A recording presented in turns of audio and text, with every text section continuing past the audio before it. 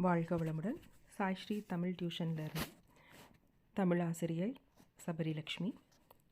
இன்றைக்கி நம்ம great 10 CBSE மாணவர்களுக்கான காட்சியை கண்டு கவிஞர வரைக அந்த பகுதியில் இருக்கிறத எப்படி செய்யலாங்கிறத சொல்கிறேன். இதுக்கு பிக்சர்ஸ் கொடுத்துருப்பாங்க. நம்ம அதை பற்றின பாடலாக எழுதணும், கவிதையாக எழுதணும். நமக்கு போர்ஷன் 1 to 6 தான்.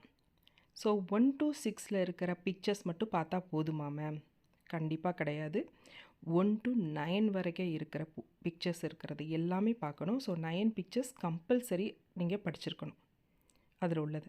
மேம் ஆன்சர் எப்படி இருக்கும், எங்கே இருக்கும், எப்படி மேம் பார்க்குறது நாங்கள் அப்படின்னா, கூகுளில் போய் நார்மலாக செக் பண்ணிங்கனாலே உங்களுக்கு ஆன்சர்ஸ் கிடைக்கும்.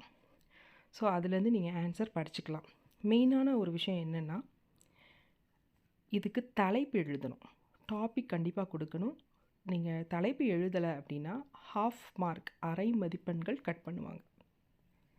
ஸோ யூனிட் 1, 2, 3, 4, 5, 6, 7, 8, 9 வரைக்கும் உள்ளதை முழுமையாக படிங்க. இதோட மார்க் க்ரைட்டீரியா எப்படி பண்ணுறாங்கன்னா, 30 வார்த்தைகளுக்கு மிகாமல் அட்லீஸ்ட் ஒரு 30 வேர்ட்ஸாவது இருக்கணுங்கிறது எதிர்பார்க்குறாங்க. வித்து டாபிக், தலைப்போடு இருக்கணும். இருந்தால் முழு மதிப்பெண்கள். எழுத்துப்பிழை இல்லை அப்படின்னா, ஸ்பெல்லிங் மிஸ்டேக் இல்லைன்னா ஃபுல் மார்க் கொடுப்பாங்க. All the best.